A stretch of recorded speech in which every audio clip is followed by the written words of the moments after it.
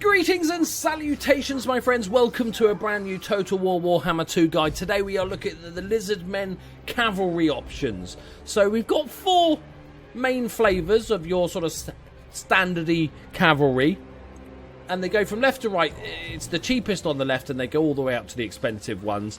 We've got the feral cold ones, which are kind of like the rejected cold ones. They are the... you know, they're too aggressive, they can't break them to ride them, so they basically form these packs that look awesome. Then we've got your standard Cold One riders, and then we've got Cold One riders with spears, and then these badasses, the Horned One, which is like the veteran versions. They're sort of like the Temple Guard versus the normal Saurus. But let's go through them. We'll look at their stats, and we'll also look at sort of, you know, how we use them in the fight, which ones we actually prefer to use in battle. You know, some of these units aren't as viable as others, especially in multiplayer, where you can't get away with too much fluff.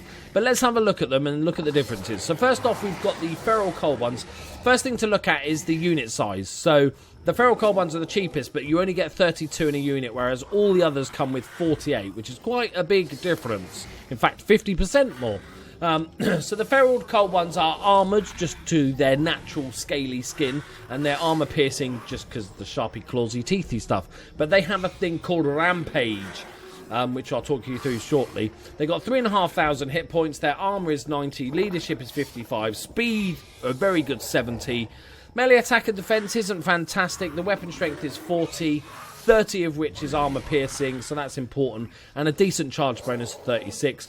They do cause fear, they can hide in the forest, but this is the rampage issue with the cold ones, because you'll see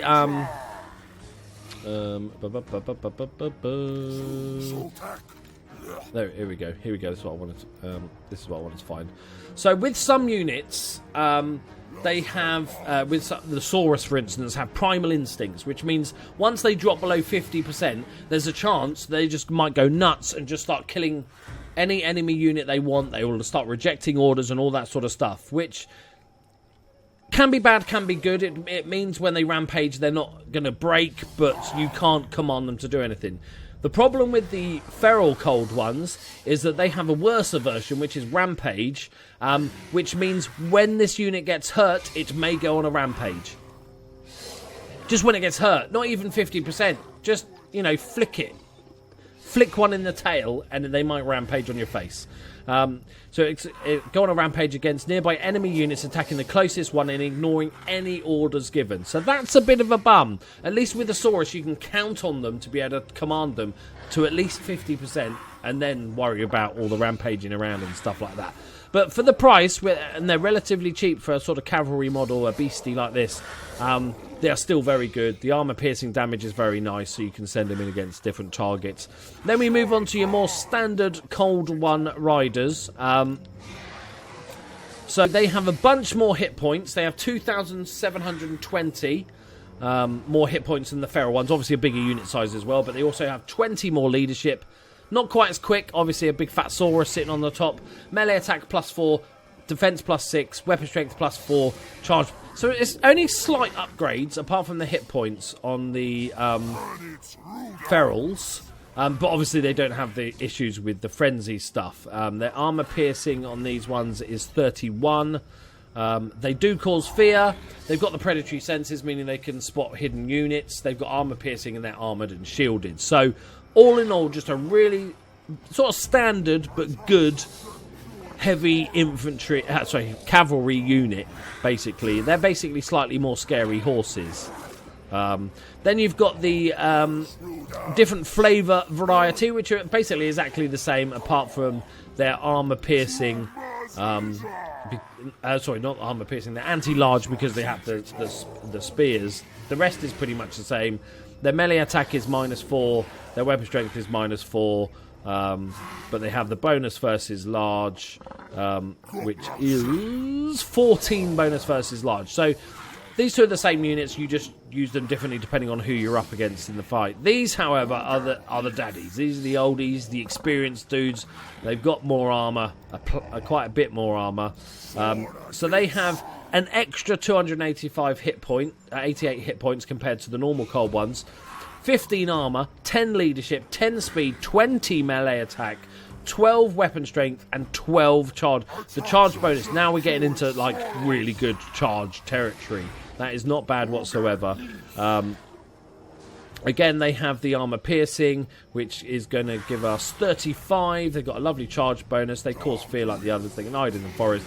They do have the primal instincts thing, which, as I said before, is good and bad. So if we just sort of look at them as a whole and sort of take into account the price, remember the cheapest is on the left. I don't worry too much about playing this game optimally, so I don't mind having some crazy shit on the battlefield. In fact, in real life, I was an Orc and Goblin player for many years, so I'm used to crazy shit happening like fanatics and stuff like that. I quite enjoy that random element. And these going on a rampage, I don't mind. For the price, they are good fun. As regards to these two, I think they're both very good. Kind of standard cavalry units, one with spears, one without. Obviously, they're both useful, but obviously for different things. You've got the anti-large dudes, and these are the just stuck in. These ones are interesting for me. They're obviously an upgrade, but that comes with the expense of being the upgrade. And they have the primal instincts. Now, the problem I have here is primal instincts on cavalry, especially, is kind of a negative, a decent sized negative, because the best way to use cavalry is not to get them stuck in a fight. You want them smashing into one flank or smashing the rear of an enemy unit, breaking them, moving on to the next one. Because then you can even happily smash into the rear of a spear-laden unit, because you take a bit more damage, but you can still do plenty of damage and get out. The worry is these guys drop below 50%, and then they're just going to stay and fight. You can't get them out. So if they get surrounded by dudes with spears, when normally you'd run off and go charge somewhere else, these guys are stuck fighting them. And for the extra expense, I don't think these benefits to the armor and attack and everything are worth it. So I might have a unit of these for sort of, fluff reasons or whatever, but I'm going to stick to these three units. I think they're overall more usable, much more usefulness. They've got different tasks. You've got the spears going after the big dudes, and you've got the Cold One Riders just smashing through enemies and moving on. And then you've got these, which are a sort of cheaper option of that, especially early game when you can't afford a lot of the bigger stuff and things. So for me, these three are the ones to go for. I'm sure these have their place. The horned ones have their place, but I think I like the versatility of these three guys more. I'd love to know your thoughts in the comments, so please do leave a comment if you found that interesting. Leave a like, subscribe for all the plenty of other Total War Warhammer content we've got. I've done loads of unit guides and all sorts of stuff, a friendly fire guide, and so go check all that out. Thank you very much for watching, and I'll see you in the next one. Bye bye.